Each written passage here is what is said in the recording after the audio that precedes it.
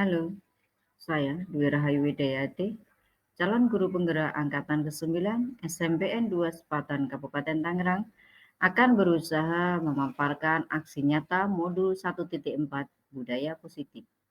Perkenalkan, beliau adalah fasilitator dan pengajar praktek saya, Ibu Yeni Widyastuti dan Ibu Sulasriani Abdullah.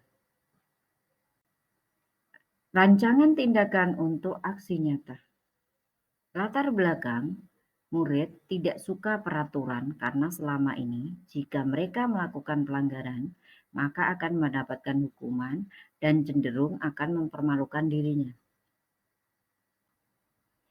Tujuan aksi nyata yang pertama menciptakan murid yang merdeka dan disiplin diri yang kuat. Yang kedua, menumbuhkan budaya positif di sekolah dengan meyakini nilai-nilai kebijakan universal. Tolak ukur terbentuknya keyakinan kelas melalui kegiatan kesepakatan kelas yang dilakukan wali kelas dan siswa. Yang kedua, siswa mampu menerapkan dan menjalankan keyakinan kelas yang telah dibuat. Langkah-langkah untuk aksi nyata ini, tindakan yang akan dilakukan. Yang pertama, menghadap kepala sekolah untuk menjelaskan pentingnya penanaman budaya positif dan keyakinan kelas, serta meminta izin untuk mendiseminasikan bersama rekan guru. Yang kedua, mengumpulkan rekan guru untuk melakukan diseminasi pemahaman materi budaya positif, keyakinan kelas, dan segitiga restitusi. Yang ketiga, berkoordinasi dan berkolaborasi dengan wali kelas untuk membuat keyakinan kelas di masing-masing kelas. Yang keempat, merefleksi dan mengevaluasi keyakinan kelas. Dukungan yang dibutuhkan, pertama dukungan dari kepala sekolah, rekan guru, serta murid agar tindakan yang telah disusun dapat dilakukan secara lancar dan menyeluruh. Yang kedua, sarana dan prasarana untuk menumbuhkan budaya positif di sekolah. Yang ketiga, orang tua dalam melakukan budaya positif di rumah.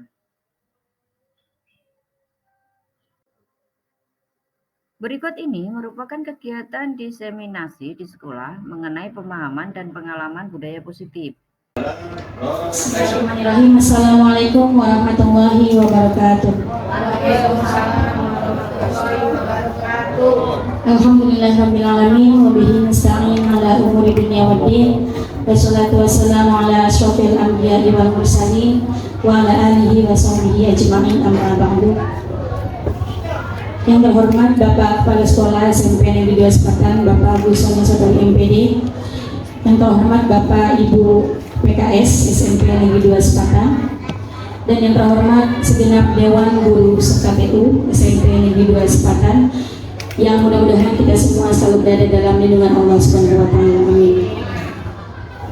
Alhamdulillahirabbil alamin, segala puja dan puji syukur kehadirat Allah Subhanahu wa taala karena berkat rahmat, ridho serta inayah dan rezekinya kita bisa berkumpul pada pagi hari ini dalam keadaan sehat walafiat dan bisa melakukan aktivitas kita sehari-hari sebagaimana mestinya. Salawat serta salam selalu tercurah limpahkan ke haribaan baginda besar Nabi Muhammad Sallallahu Alaihi Wasallam, kepada para keluarganya, para sahabatnya, serta para pengikutnya hingga akhir zaman nanti.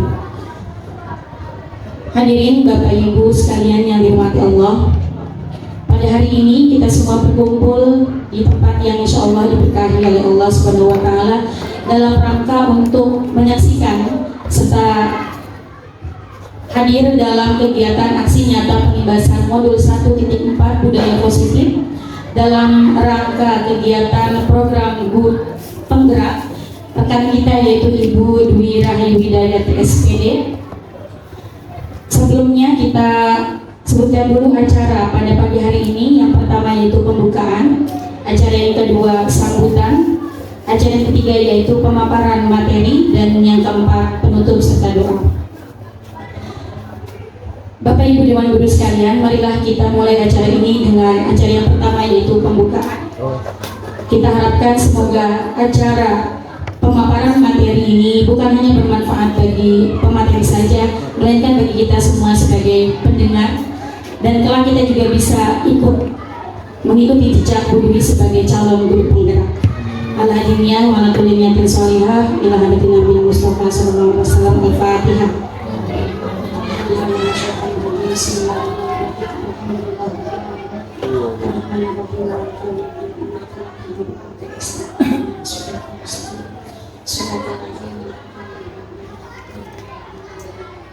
Amin amin ya rabbal alamin.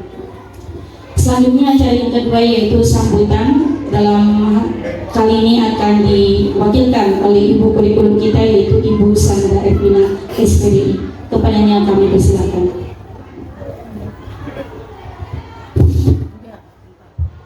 Bismillahirrahmanirrahim. Assalamualaikum warahmatullahi wabarakatuh. Puji dan syukur Subhanahu wa ta'ala yang telah memberikan rahmat dan kesehatan kepada kita.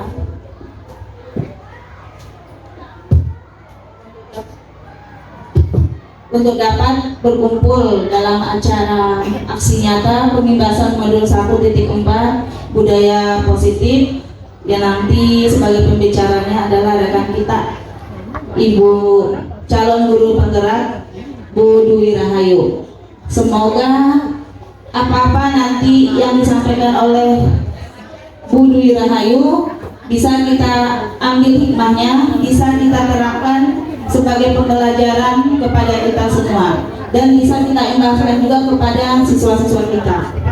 Dan tak lupa kiranya salawat serta salam ke arwah junjungan kita Nabi besar Muhammad Sallallahu Alaihi Wasallam. Yang pertama, terima kasih kepada Bu Dwi Rahayu. Alhamdulillah di SMP Negeri 2 Sepatan ini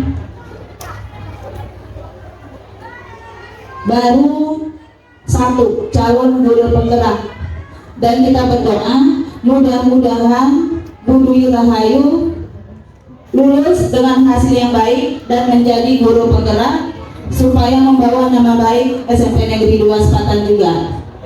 Dan kepada Bapak dan Ibu, mudah-mudahan bisa mencontoh ataupun meniru jejak Bu Dwi Rahayu sebagai calon guru penggerak.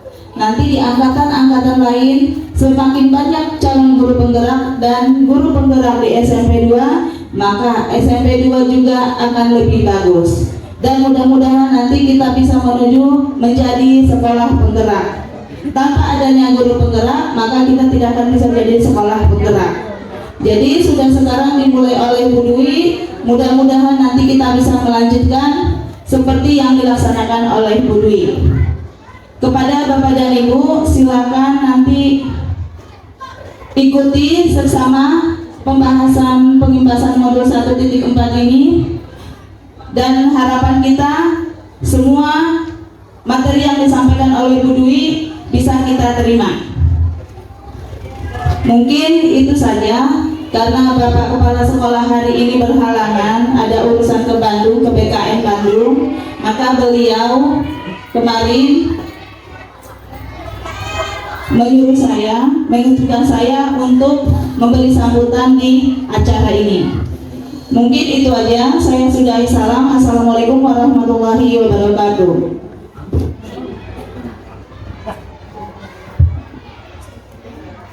Demikian sambutan yang telah disampaikan langsung oleh Ibu PKS kita yaitu Ibu Sandra Ervina SPDI. Acara selanjutnya yaitu pemaparan aksi nyata pembebasan modul 1.4 budaya positif yang akan disampaikan oleh Ibu Dwi Rahayu Hidayat SPD. Kepadanya dipersilakan.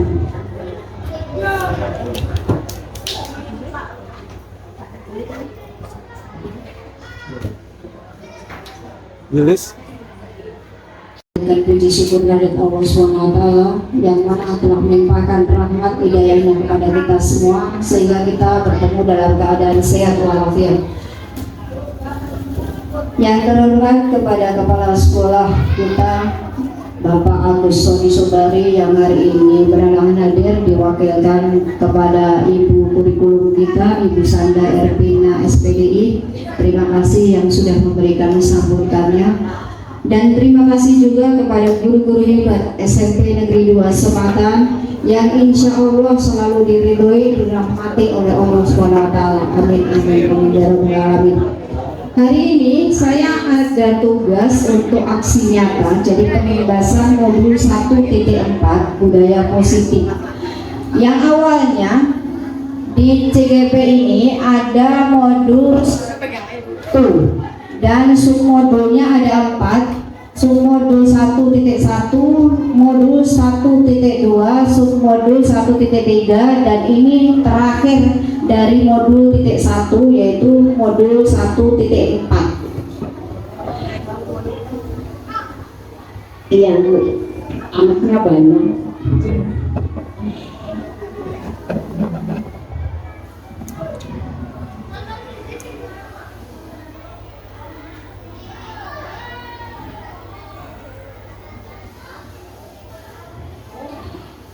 Saya ucapkan selamat datang guru, para guru-guru hebat SMP Negeri 2 Sepatan. Saya di sini tidak menggurui ya. Kita belajar bareng, kita berkolaborasi bareng. Mari kita belajar bersama, berkolaborasi, saling mendukung demi mewujudkan disiplin positif di sekolah kita tercinta. Jadi sekali lagi saya mohon maaf, saya bukan menggurui.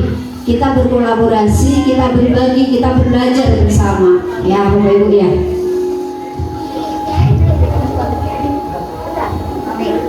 Agenda hari ini tadi sudah dibacakan oleh moderator ya. Sebelum dimulai,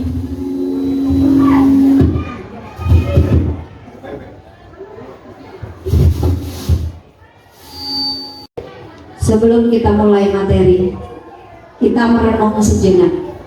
Hadir seutuhnya di sini, tenangkan hati dan pikiran, berdamai sejenak dengan situasi dalam diri untuk hadir seutuhnya di ruangan ini.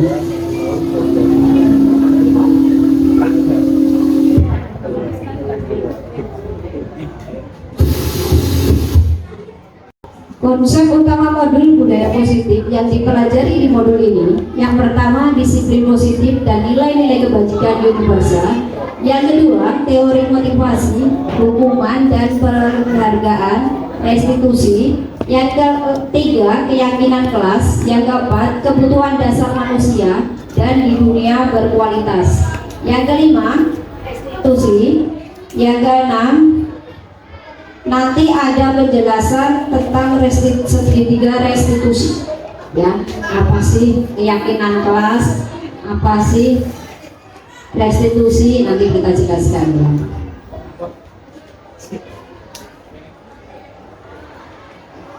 Sebelum masuk ke materi, ini saya coba untuk ini ibu-ibu. Yang pertama, hukuman dapat mendisiplinkan anak. Itu setuju atau tidak? Enggak. Hukuman dapat mendisiplinkan anak. Setuju atau tidak? Hukumannya dalam bentuk apa dulu? Hukuman itu banyak ya, dari segi misalnya fisik, bisa dari segi misalnya suruh nulis 5 kali, itu bisa termasuk hukuman. Nanti dijelaskan ya. Setuju atau tidak? Hukuman dapat mendisiplinkan anak. Sebelum kita setuju, nanti kita ulas ya. Yang kedua, pemberian hadiah dengan hal positif seperti membaca atau membersihkan halaman sekolah dapat meningkatkan disiplin anak. Setuju atau tidak, Bapak Ibu? Setuju. Setuju. Yang ketiga, memberi penghargaan dapat meningkatkan motivasi belajar anak. Setuju atau tidak? Setuju. Semuanya berarti setuju ya. Nanti kita bahas ulang. Kenapa Bapak Ibu setuju? Nanti bisa kebalikannya.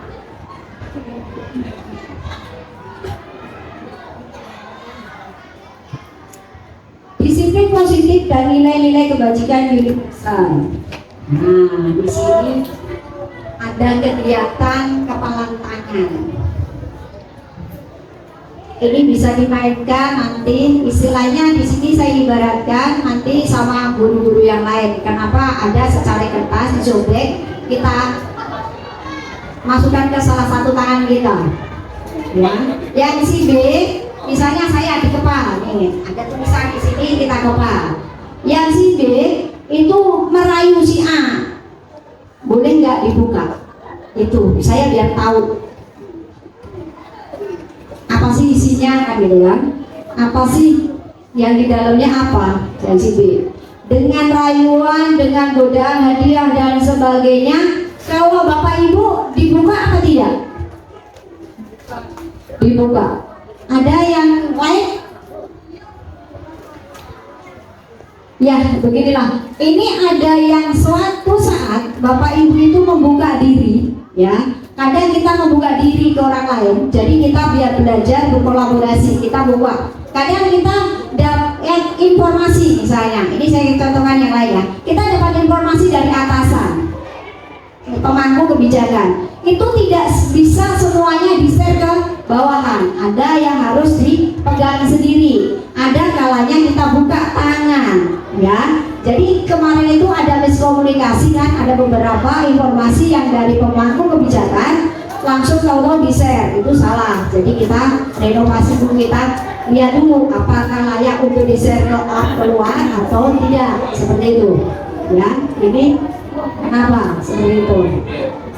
Ya, untuk kebajikan kegiatan tangan mengepak.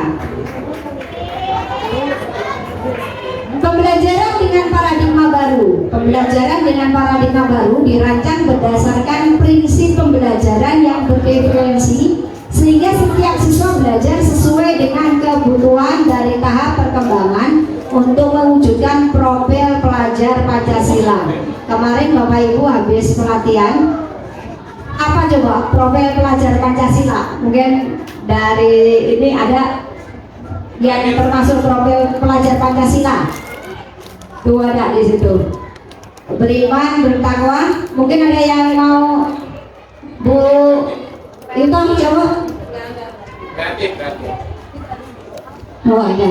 Beriman, bertakwa kepada Tuhan. Yang pertama, yang kedua kebinekaan global, kegotong royongan, kreatif, bernalar kritis dan mandiri. Kemarin habis di pelatihan kan untuk profil. Kita sama-sama istilahnya punya cita-cita yang sama, mempunyai kegalauan yang sama dalam mewujudkan profil pelajar Pancasila ya Bapak Ibu ya.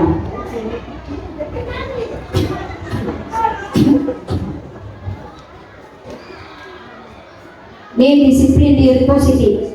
Disiplin positif nanti dijelaskan sebentar.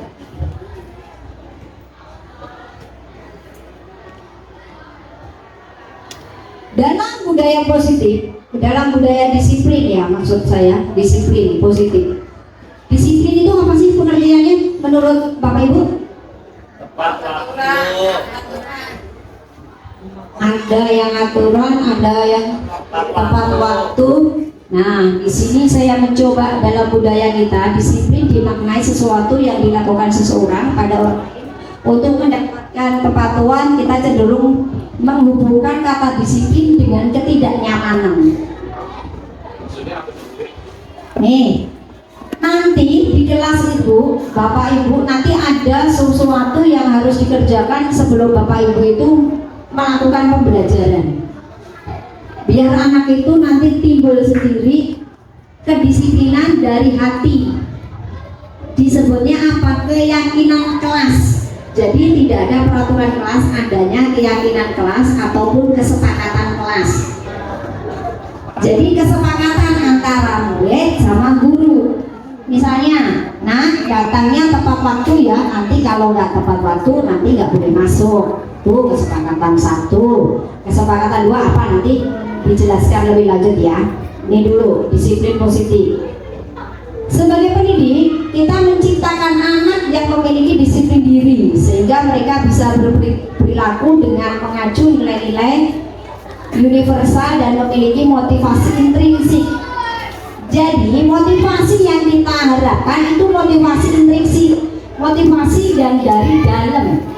Nanti kalau kan kita Bapak Ibu sudah membuat keyakinan kelas, mereka tahu kesalahannya, mereka tahu akan dimana nanti saya tidak meyakini kelas, berarti saya ada ininya, berarti dalam hati kita, hati anak didik kita, itu namanya motivasi intrinsik. Kalau motivasi dari luar itu motivasi ekstrinsik. Disiplin merupakan salah satu penerapan disiplin yang bertujuan untuk menentukan sesuatu hadiah, ancaman maupun hukuman. Biasanya seperti itu ya Bapak Ibu ya. Jadi kalau tidak melaksanakan disiplin itu pasti ada ancamannya apa? Hukuman, ya kan? Tidak dikasih hadiah. Sebenarnya salah itu. Ternyata salah. Saya juga baru tahu, saya baru belajar. Oh, ternyata memberi hadiah pun salah gitu. Nilai-nilai kebajikan universal apa aja sih yang termasuk universal itu? Setiap perilaku pembuatan suatu tujuan nih dengan meningkatkan nilai-nilai kebajikan yang diyakini motivasi intrinsik terbangun sehingga motivasi dalam untuk dapat mencapai tujuan yang mulia. Ya Bapak Ibu, nilai-nilai kebajikan yang ingin dicapai oleh setiap anak Indonesia kita kenal sebagai profil pelajar Pancasila. Tadi udah dijelaskan di depan ya.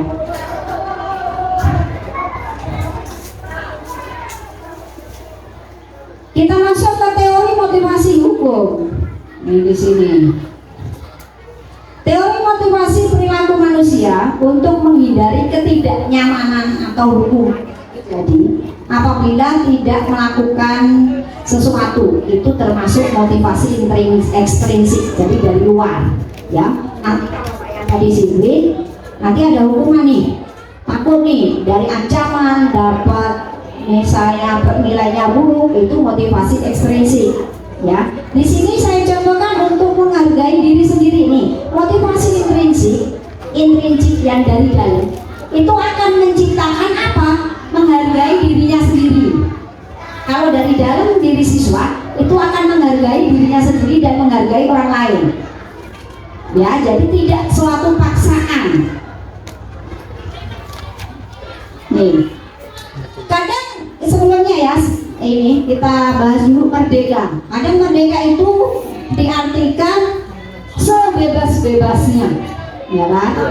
Kan merdeka, bebas. Sebenarnya Ki Hajar Dewantara itu merdeka itu artinya tidak hanya terlepas dari perintah, akan tetapi juga cakap buat memerintah dirinya sendiri. Ya, jadi tidak bebas sebebas-bebasnya enggak, tetapi bisa memerintah dirinya sendiri, memunculkan kedisiplinan dari dalam diri mak sendiri.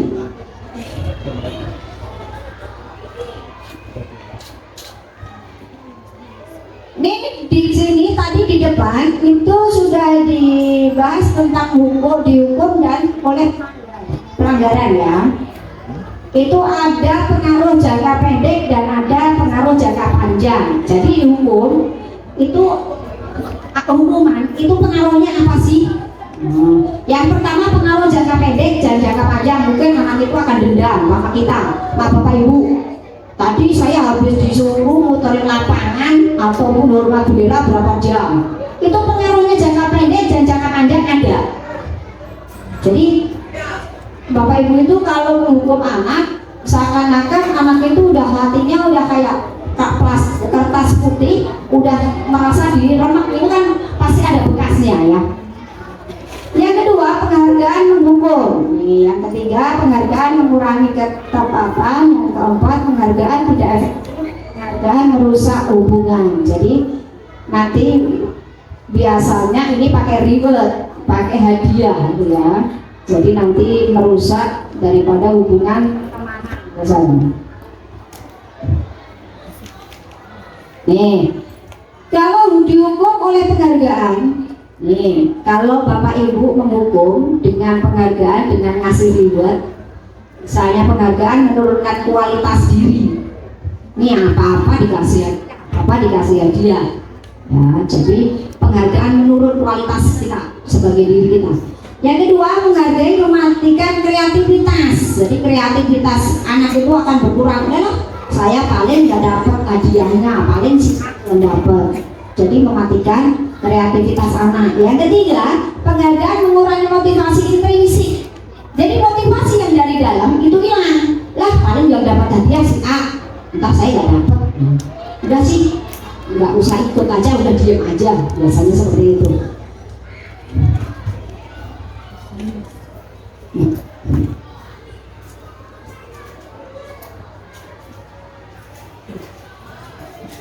Contoh pengakuan ataupun kebajikan nih, nanti tindakan kelas. Nih, tadi dibahas tentang tindakan kelas ya.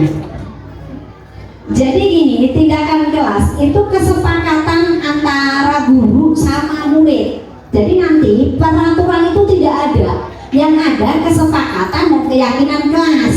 Jadi Bapak Ibu itu sebelum ngajar itu kesepakatan dulu sama siswa. Nah, kita buat kesepakatan kelas dulu. Yang pertama, tidak boleh makan misalnya dalam pelajaran MTK misalnya. Yang kedua, misalnya tidak boleh izin keluar misalnya. Nanti silakan Bapak Ibu kreasikan sendiri kesepakatan dengan anak-anak. Nih, ini ada tindakan kelas. Saya contohkan di sini. Mencatat 100 kali di dalam buku. Saya tidak akan terlambat lagi karena terlambat ke sekolah. Nih, ini bisa dibikin kesepakatan kelas juga. Misalnya yang telat disuruh apa gitu, ini kesepakatan kelas. Ya, ini termasuk apa nanti? Apakah hukuman atau konsekuensi? Ya, nanti Bapak Ibu coba mengulasnya di sini. Ini yang pertama termasuk konsekuensi atau hukuman?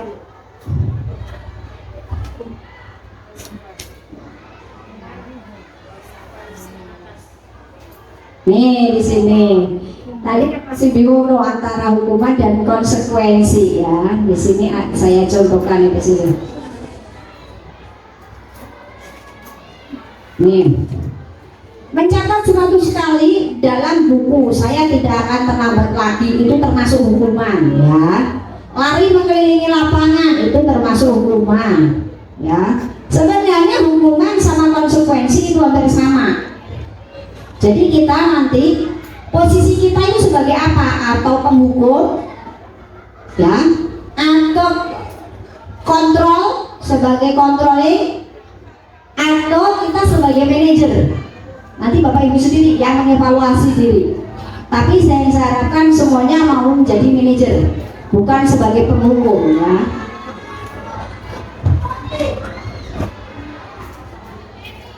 Nih, hukuman, perbedaan hukuman dan konsekuensi. Hukuman itu apa? Sesuatu yang menyakiti harus terjadi. Nih, kalau konsekuensinya sesuatu harus terjadi, beda ya.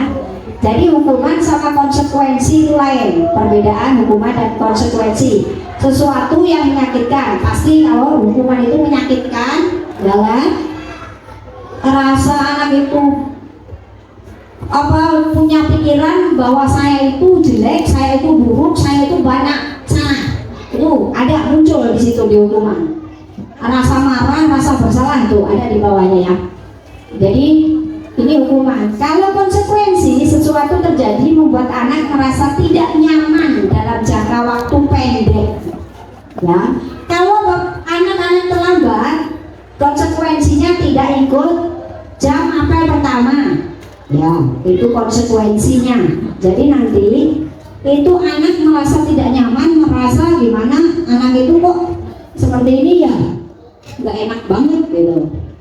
Ya, anak menghargai disiplin, itu konsekuensi. Bagusnya di sini konsekuensi, anak lebih menghargai disiplin ya. Ada plus minusnya kalau konsekuensi ya. Yang selanjutnya mendorong anak agar mudah menyesuaikan diri. Konsep diri yang baik, anak belajar untuk mematuhi peraturan. Nih, itu perbedaan hukuman dan konsekuensi. Tapi konsekuensi lebih ada sedikit baiknya. Tapi kalau hukuman maaf aja, sekarang tidak berlaku ya. Beda dengan kita dulu sekolah, kita dikemas kurikulumnya udah ganti menyesuaikan zaman. Tadi ada restitusi ya. Apa sih Bu restitusi?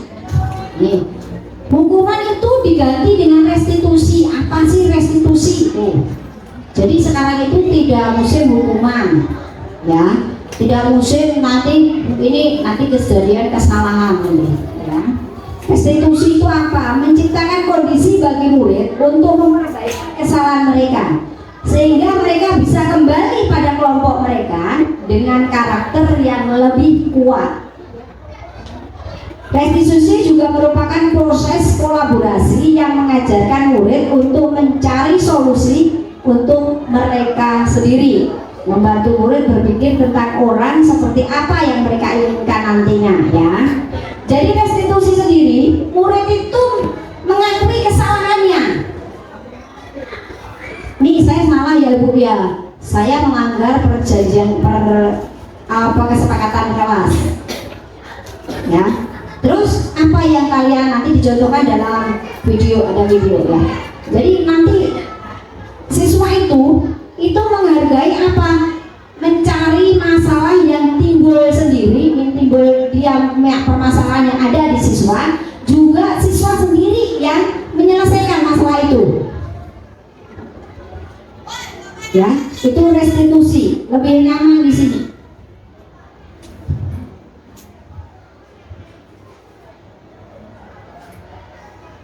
Nih, ada identifikasi hukuman gagal, nih konsekuensi perbedaan ya. Hukuman gimana, konsekuensi gimana, restitusi gimana. Nih, ada di sini. Sesuatu yang menyakitkan harus terjadi, itu hukuman. Sesuatu harus terjadi, konsekuensi. Kalau restitusi merupakan pilihan, jadi ada pilihannya. Nih, perbedaannya ya.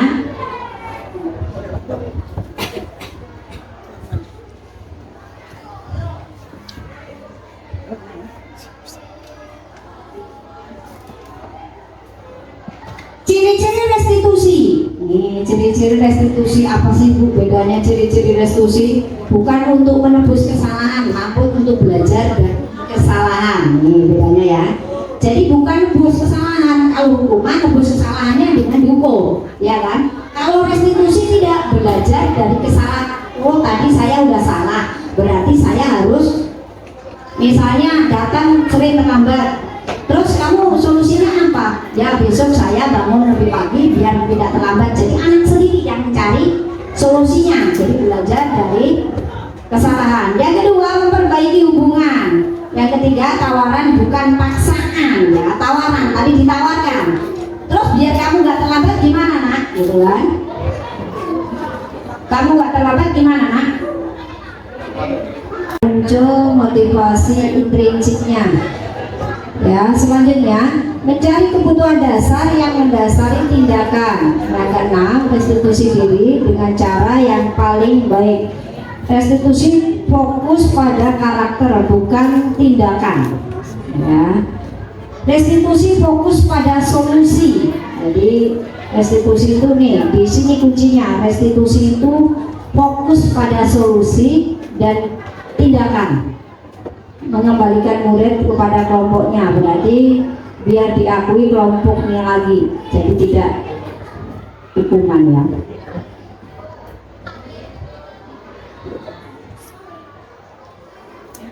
Ini kita bahas tentang keyakinan kelas.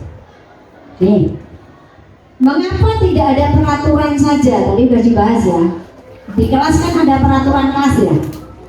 Mengapa tidak peraturan kelas nih? Mengapa harus keyakinan kelas? Mengapa kita memiliki peraturan harus menggunakan helm bila mengendarai kendaraan roda 2? Ini saya ibaratkan yang lain ya. Biar apa Bapak Ibu? Kita memakai helm di jalan raya, biar apa? Biar aman. Ya. Biar selamat itu muncul dari dirinya sendiri. Ya, jadi jangan karena hukuman. Itu kan buat kenyamanan kita, buat keamanan kita. Memakai helm itu bukan karena nanti kalau nggak ini dihukum sama Pak Polisi gitu. Nanti ada ditilang Pak Polisi. Ini saya contohkan restitusi ini. Jadi kita paham akan kenyamanan kita, keamanan kita. Yang kedua, mengapa kita memiliki peraturan harus datang tepat waktu pada saat mengikuti pelatihan? Kedisiplinan ya, maksudnya kedisiplinan. Untuk mendukung motivasi intrinsik, kembali ke nilai-nilai keyakinan kelas tadi ya. Jadi motivasi intrinsik itu timbul karena ada keyakinan kelas, salah satunya di situ.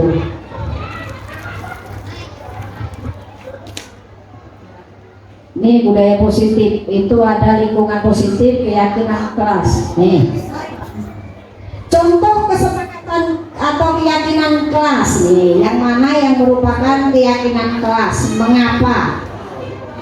Coba Bapak Ibu amati dulu. Itu kesepakatan kelas. Datang tepat waktu, mengucapkan salam, menjaga kebersihan sekolah.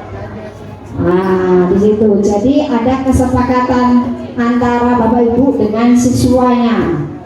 Jadi tidak dipaksa ya.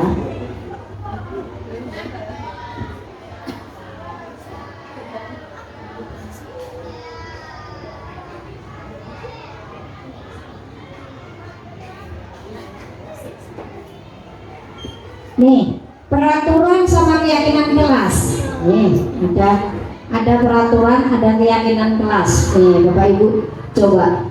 Selalu kembalikan buku ke tempatnya. Keyakinan kelasnya apa? Keyakinan kelasnya apa?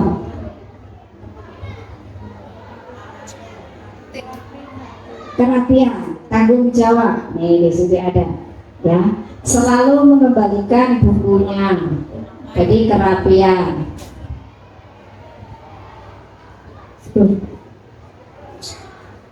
Jalan dulu. Dilarang mengganggu orang lain. Itu termasuk menghormati orang lain ya. Jadi peraturan di sini biar nggak terlalu anak itu merasa tertekan dengan peraturan, merasa dirinya itu dipaksa melakukan peraturan. Kita adain keyakinan kelas. Nah, misalnya tanggung jawab itu tidak hanya mengembalikan buku, tidak. Misalnya membersihkan kelasnya bisa. Jadi tanggung jawab itu menyeluruh banyak ya. Jadi tanggung jawab di kelas itu banyak. Nih, menghormati orang lain, dilarang mengganggu orang lain. Tuh, kalau peraturannya di situ. Ya, bedanya di situ ya Bapak Ibu ya. Nanti silakan Bapak Ibu diterapkan di kelasnya. Tidak hanya wali kelas, guru bidang pun bisa. Dan itu beda-beda. Bisa ditempel di kelasnya keyakinan kelas. Jadi misalnya bahasa Inggris, Miss Mita misalnya. Keyakinan kelas apa? Kalau berdialog kita sepakat ya pakai bahasa Inggris misalnya. Bisa itu disepakati. Ya. Bisa masuk di keyakinan kelas tadi di situ ya. Jadi perbedaan peraturan sama keyakinan kelas. Kalau keyakinan kelas itu disepakati antara guru dan siswanya. Kalau peraturan kan memaksa misalnya dan harus, gitu kan? Menyakitkan enggak kalau peraturan kalau kata saya.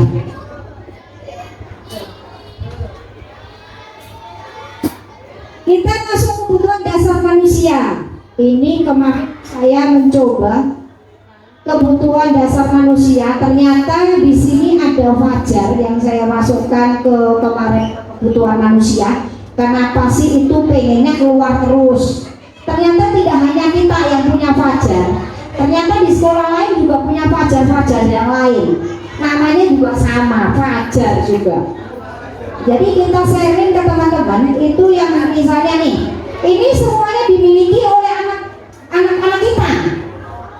Misalnya anak itu pengennya di luar terus, pengennya lari-lari, pengennya cuma membersihkan tempat sampah dan sebagainya, mending bersihin kamar mandi gitu kan. Dulu itu misalnya kemarin ada murid kita ya sukanya di luar, itu pengennya dia kebebasan. Kita harus nih anak ternyata kelebihannya di luar kelas, berarti nanti dijadikan pemimpin untuk apa?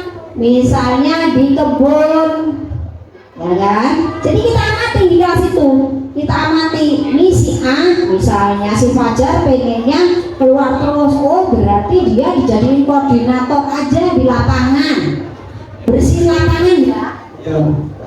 Nih sekarang penguasaan.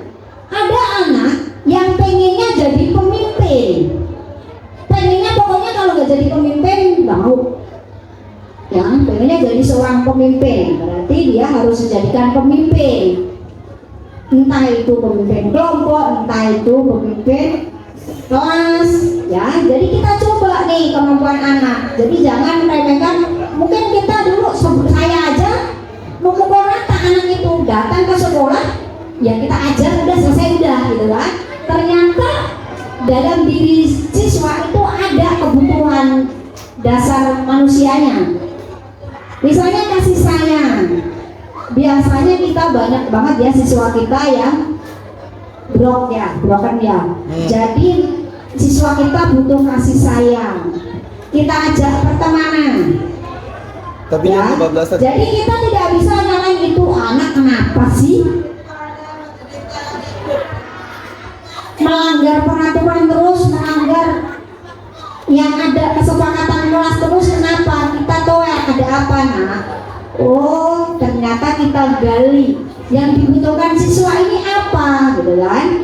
Nah, jadi nanti setelah pengibasan ini, Bapak Ibu mengamati lingkungan Bapak Ibu, anak-anak Bapak Ibu. Ini si A ini tipenya di mana nih? Apakah kurang kasih sayang, atau penguasaan, atau kebebasan? Yang satu lagi kesenangan. Jadi anak-anak itu lebih happy, lebih senang dengan praktek. Kebanyakan di situ. Nanti kita amati lagi ya. Jadi kesenangan itu dia akan senang kalau pakai media misalnya ya. Yang dibutuhkan seperti itu. Ya, nanti diamati Bapak Ibu.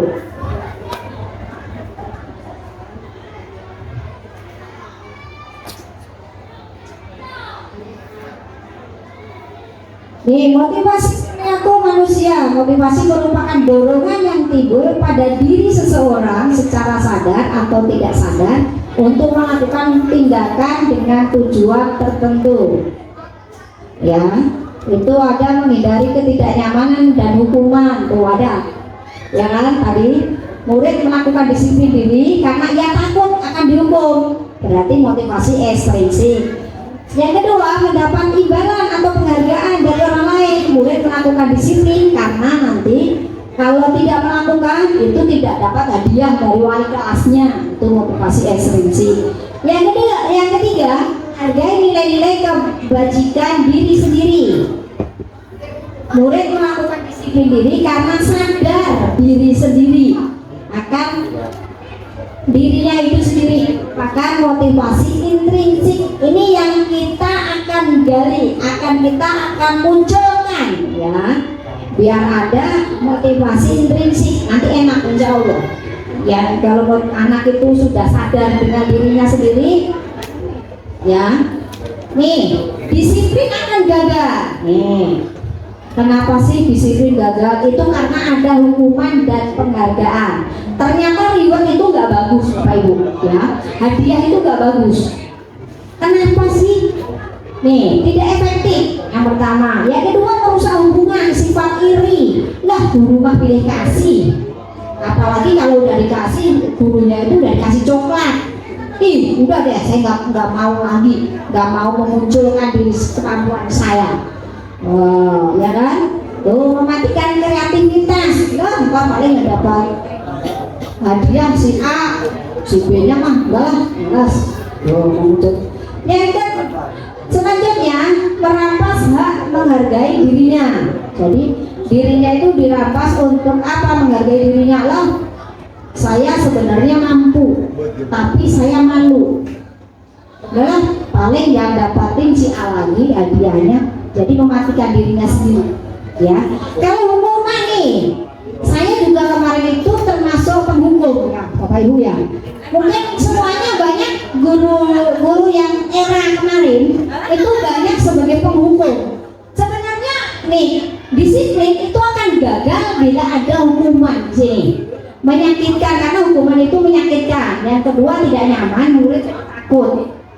Terus sifatnya memaksa. Murid menyembunyikan kesalahan ataupun murid menjadi rendah diri ya.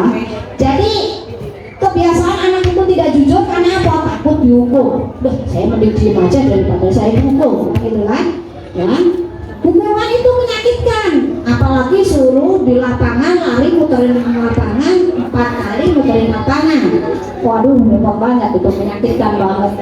Ya, yang kedua tidak nyaman. Ih, saya nggak nyaman banget, malu. Ya, jadi kayak ini menghilangkan harga dirinya.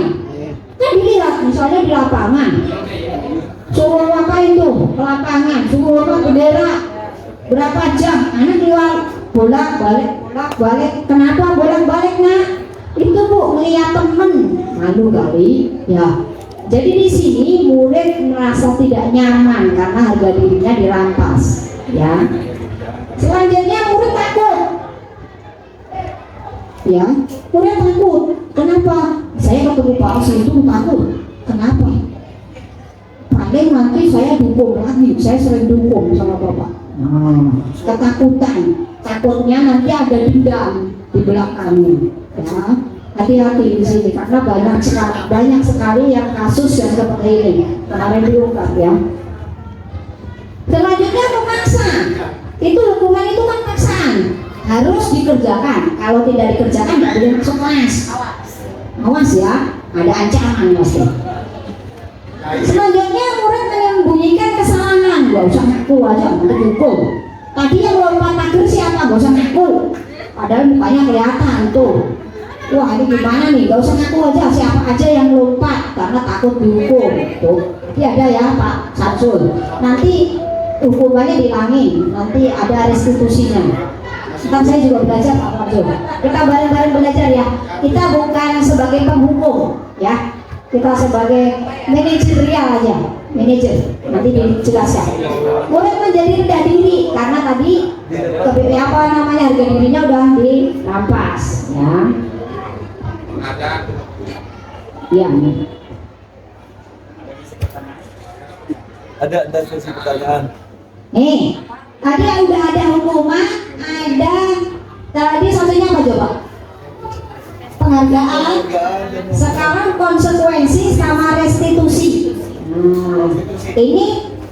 Ini kalau tadi hukuman sama penghargaan itu tadi disiplinnya gagal. Kalau ini yang identitas apa? Konsep disiplin dengan identitas sukses berhasil. Itu menggunakan konsekuensi sama restitusi. Tetapi konsekuensi sendiri juga ada kelemahannya nih. Ya, nanti ada berkelanjutannya nih, penguatan jangka panjang. Yang kedua perlu monitoring. Jadi Bapak Ibu kalau ada konsekuensinya, misalnya, nah nanti ditulis ya.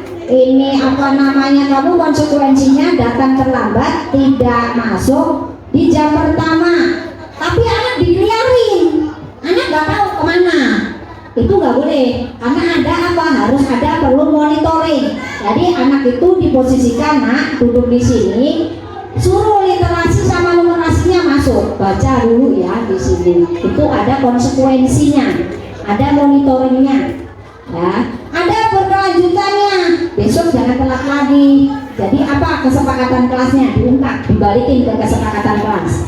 Murid menghormati peraturan, ya. Kehilangan waktu untuk merenung kesalahan. Nih konsekuensi di sini itu tidak merasa dirinya itu salah. Bah, yang penting kan saya sudah melakukan konsekuensinya, saya sudah mengerjakan tugasnya, saya udah ini konsekuensi. Jadi dia tidak apa merenung kesalahannya. Beda dengan restitusi. Sekarang kita ini restitusi. Murid yang bertanggung jawab, ya, fokus pada pemecahan masalah jangka panjang. Yang ketiga, murid menghormati dirinya sendiri dan orang lain. Murid bersemangat memperbaiki kesalahan. Di sini itu murid bertanggung jawab pada diri, bertanggung jawab. Kenapa? Karena murid tersebut mengakui kesalahannya, sadar akan kesalahannya, dan nanti akan memperbaiki kesalahan itu. Jadi disuruh mengoreksi diri, kesalahanmu apa nak? Saya datang terlambat Bu. Terus kesepakatan kelas apa? Ya Bu, saya harus datang lebih pagi lagi, besok bangun lebih pagi lagi, ya. Solusinya apa nak? Ya Bu, nanti saya nggak main HP lagi, jadi saya bisa tidur cepat, besok bangunnya pagi-pagi, jadi tidak terlambat tuh. Jadi siswa disuruh mencari kesalahan sendiri, mencari permasalahan sendiri, disuruh pemecahan sendiri, ya, ditawarkan ke anak.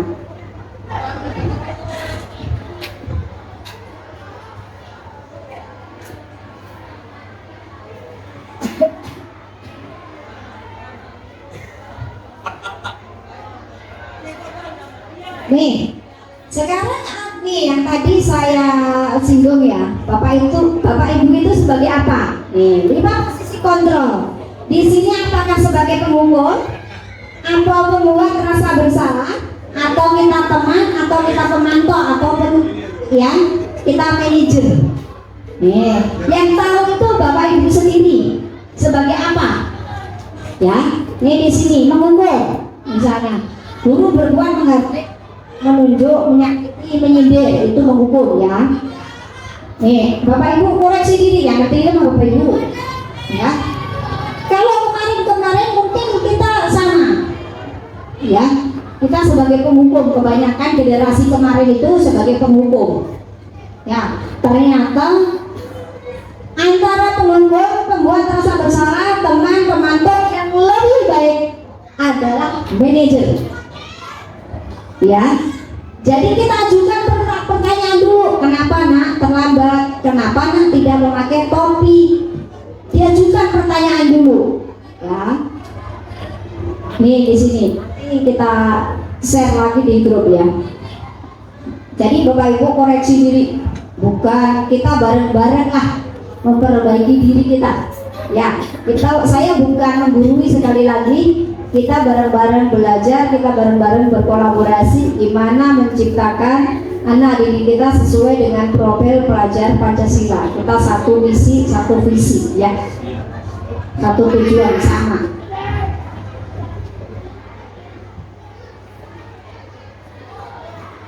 Di sini contoh penerapan 5 posisi kontrol kasus siswa tidak memakai atribut lengkap saat upacara bendera. Ini sering terjadi. Saya ambil ini karena sering terjadi. Maaf kesiswaannya mau lagi cuci. Di sini ada penghukum, membuat rasa bersalah, teman, pemantau, manajer. Ya. Nih nanti kita terapkan hari Senin insya Allah ya. Kenapa nih Bu?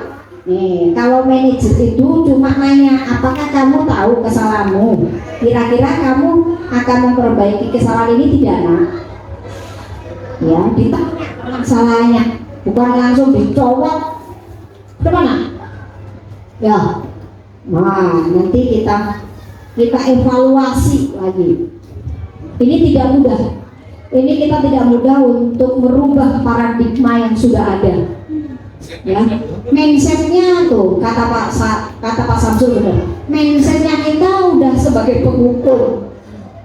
Jadi ya kita pelan-pelan ya, kita bareng-bareng, kita berkolaborasi, kita tidak sendiri. Ya, kita ada Bapak Ibu hebat di SMP 2 ini, ya. Ayolah kita bareng-bareng merubah paradigma yang tidak benar ini. Ya, kita posisikan diri kita sebagai manajer. Ya, kita tanya dulu. Terus kita ulas, apa salah kamu?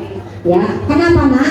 Salahnya apa nak? Besok berbuat lagi enggak? Enggak, pasti akan mengakui kesalahannya, akan mencari solusinya. Ya Bu, besok saya memakai topi, tapi topi saya hilang, besok saya akan beli lagi. Itu jawaban anak. Berarti anak itu ada masalah tidak pakai topi, dia ngomong salahnya apa, saya tidak memakai topi, solusinya apa nak? Ya Bu, besok saya membeli topi lagi. Tuh, ya kan? Anak mengaku kesalahannya, anak mencari solusinya sendiri. Itu restitusi sebagai manajer, kita sebagai manajer. Kita coba untuk di kelas dulu ya, kita untuk di kelas dulu.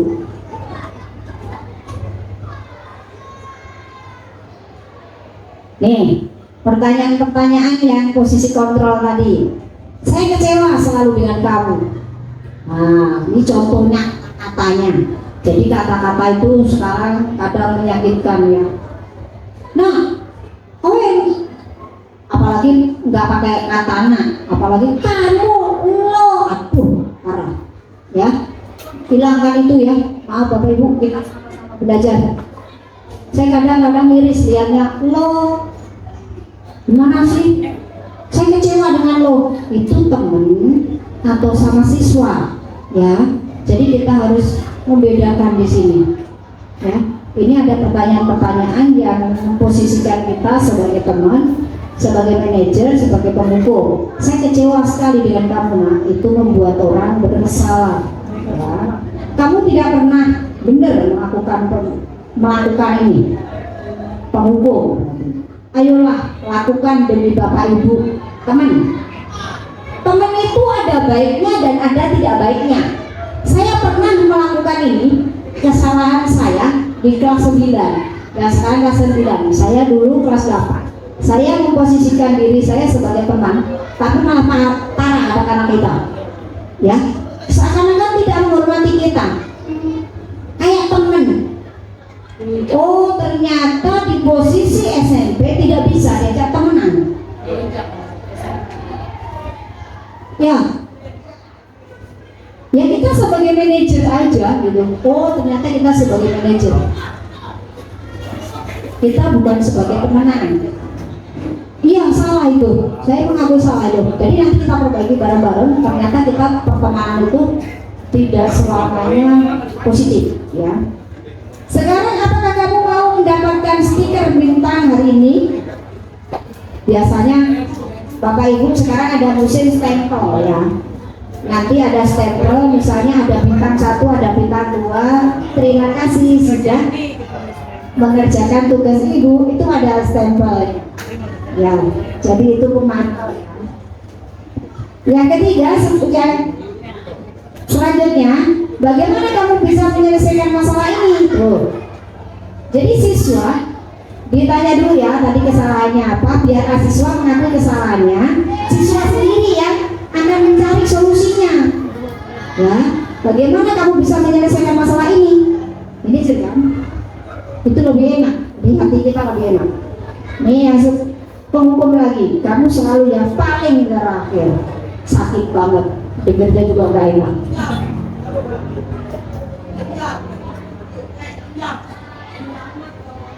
Tadi sudah ini saya bahas tentang restitusi ya. Nih segitiga restitusi. Yang pertama menstabilkan identitas, yang kedua validasi tindakan yang salah, yang ketiga menanyakan keyakinan. Tuh. Jadi di antara Bapak Ibu dengan siswa itu terjadi dialog. Kenapa sih? Mengidentifikasi dulu, menstabilkan identifikasi. Kenapa nak? Misalnya, Bu, kesalahan apa yang kamu buat? Anak cerita, kesalahan saya tidak memakai topi. Ditanya lagi, validasi tindakan yang salah, itu salah enggak menurut kamu nak? Salah Bu, karena kesepakatan kelas, saya melanggar kesepakatan kelas. Yang ketiga, menanyakan keyakinan. Kamu yakin? Ya Bu, saya melanggar keyakinan kelas dan saya besok akan memakai topi. Jadi anak sendiri yang mencari solusinya, anak sendiri yang mengakui salahnya. Enak deh. Ya, segitiga restitusi. Lanjut saya.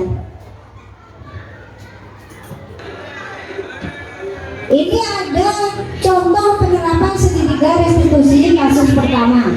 Ini sering datang terlambat. Nih, ada kata maaf, ada kata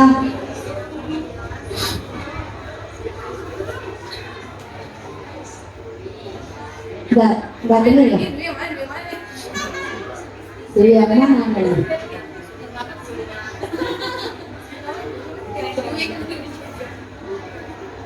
Kita lagi ya.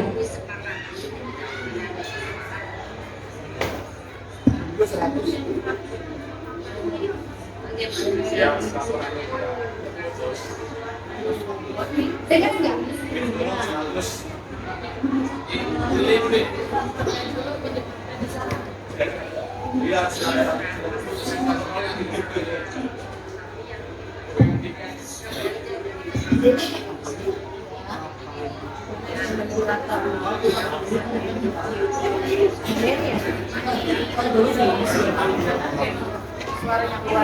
Ya mati Bisa memakai perhiasan sekolah. bisa.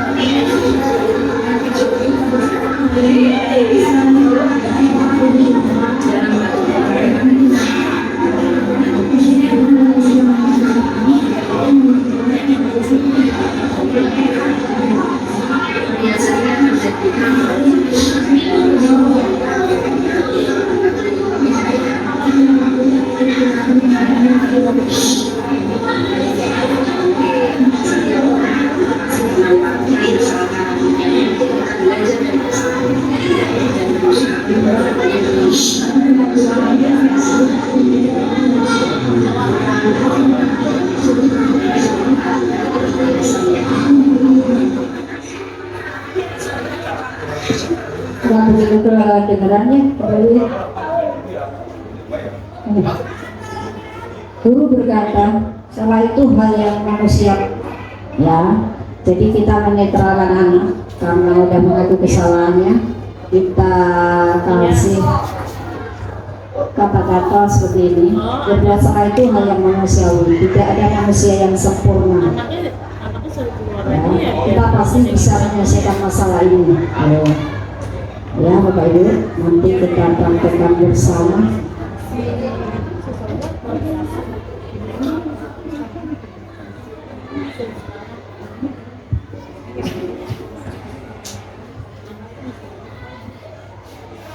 Nih, anak tua lihat kesalahan dihubungkan dengan norma sosial dan norma nilai-nilai kemandirian dan interaksi dengan orang lain. Guru berkata, apa nilai yang kita percaya di kelas atau sekolah kita nih?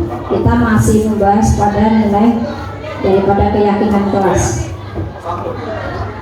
Oh, tadi udah ya?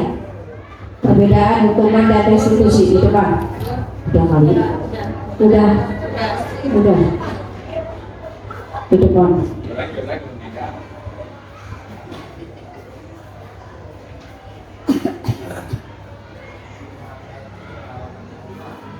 Kita refleksi dulu Bapak Ibu ya.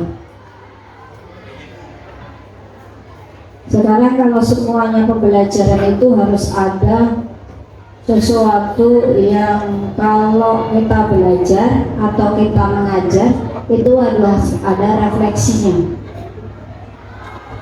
Diibaratkan kalau sayur tanpa garam, kalau tidak ada refleksi. Kadang kita lupa ya, selesai aja. Anak gimana hasilnya nggak tahu, yang penting selesai ya. Kita udah selesai ya nak, modul 1 udah besok ulangan, selesai tanpa kita merefleksi diri. Kalau kata ini apa namanya, kalau kata sayur mah tidak ada garamnya ya. Hal apa yang nih refleksi yang pada pagi hari ini, baru apa yang mengubah paradigma saya yang saya dapatkan. Jadi Bapak Ibu sendiri, paradigma apa yang setelah pelatihan ini mendapatkan apa ilmunya? Nah, setelah belajar ini. Yang kedua, perasaan apa yang muncul selama mengikuti sesi ini, khususnya mengenai makna disiplin dan motivasi intrinsik. Ya, jadi kita munculkan motivasi intrinsik, motivasi yang ada dalam diri siswa tersebut. Ya, itu motivasi intrinsik. Yang ketiga, peran Among seperti apa yang saya telah melakukan selama mengikuti Among. Among itu apa sih? Bahasa Sunda ada nggak kata Among? Apa? Oh, ngomong. Oh, membimbing. Ya, di Jawa juga ada Among. Menuntun. Ya, kita itu sama siswa itu ibaratnya kita menuntun, ya. Jadi tidak nunggu istilahnya, sistemnya pembelajarannya udah ganti ya. Jadi kita sebagai Among, kita sebagai penuntun siswa. Selanjutnya saya akan menjadi Among yang seperti apakah? Seperti yang mengikuti modul. Apakah Bapak Ibu sebagai Among, sebagai Bapak Ibu pendidik atau pengajar di kelas pembelajaran akan seperti tadi? Apa mau sebagai pembuku atau sebagai manajer atau sebagai apa tadi?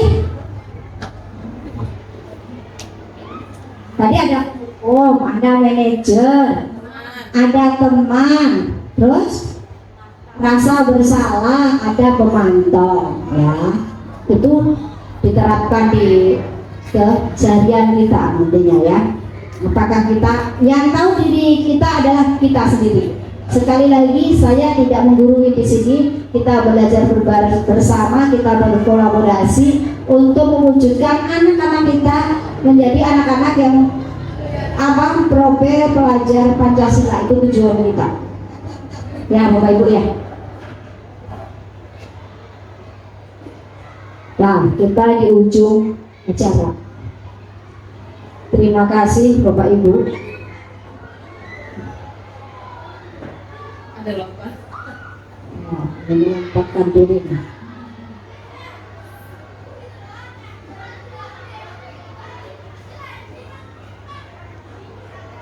Pede makasih. Fotonya kedewan model.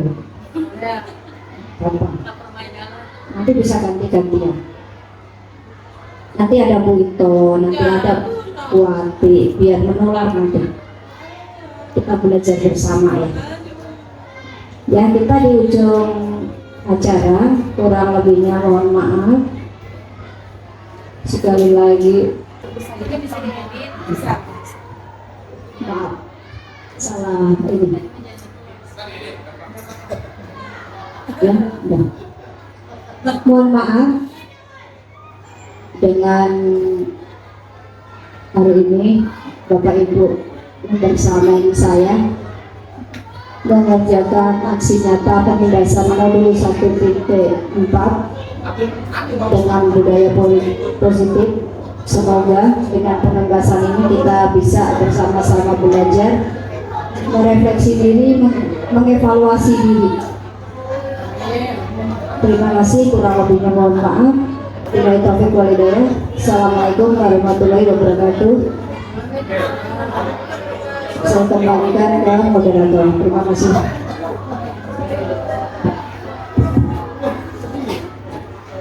Demikian pemaparan dari rekan kita, yaitu Ibu Dwi Widawati SPD.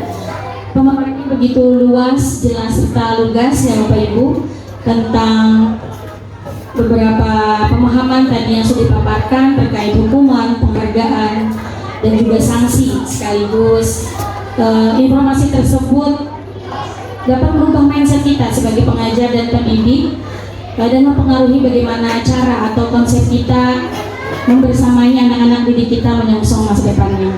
Dan semoga dengan membersamai pemaparan Bu Dwi hari ini dalam menyelesaikan tugasnya sebagai calon guru penggerak dalam pendidikan guru penggerak itu bisa menjadikan kita termotivasi dan tergugah untuk bisa aktif dan mendaftar tentunya sebagai calon guru penggerak demi mengembangkan potensi diri sebagai pendidik dan pengajar, karena salah satu kesuksesan atau keberhasilan dari murid-murid kita yaitu tergantung pada kompetensi dan kemampuan yang kita miliki juga sebagai guru atau pengajar.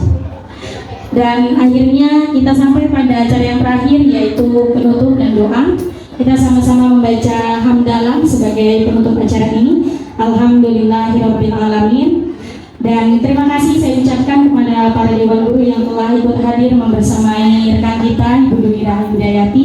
Semoga apa yang telah tadi kita dengarkan menjadi bermanfaat untuk kita semua ke depannya dan dapat memperbaiki diri sebagai seorang pendidik dan pengajar yang lebih bermutu. Terima kasih. Wassalamualaikum warahmatullahi wabarakatuh. Demikianlah tadi aksi nyata 1.4 budaya positif. Terima kasih. Salam guru penggerak.